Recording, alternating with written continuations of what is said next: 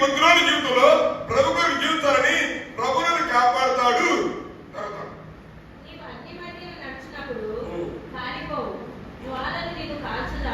అంటే అతను అల్లులు వాగలే మనం మంటలో ఇస్తే తప్పుడు కాదు, అది పరీక్ష.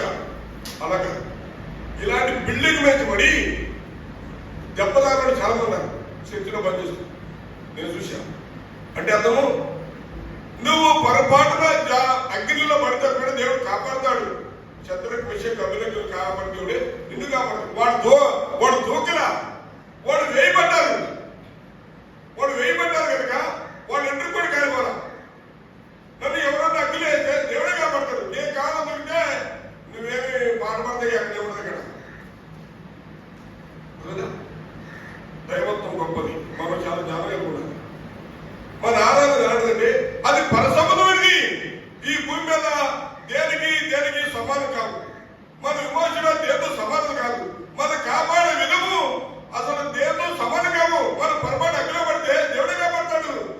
పరలోకులు ఉండాలి సదాకాలం. పరలోకులు పరిశుద్ధుడని ఆరాధించబడుతున్న దేవుడే. నీవు నేను పరలోకంలో దేవుడు ఆరాధించాలని, కొత్త మాట పాడాలని, ఈ భూమి మీద మనం రక్షించుకుని మనని అగ్నిలో నుండి, అంటే శ్రమలో నుండి, ప్రతికూలంలో నుండి, ఆ యొక్క ఇబ్బందుల నుండి, అనేక ప్రతికూల పరిస్థితుల నుండి దేవుడు కాపాడుతున్నాడు. అగ్ని జ్వాల నడిచి కాలబడ్డము మన జీవితంలో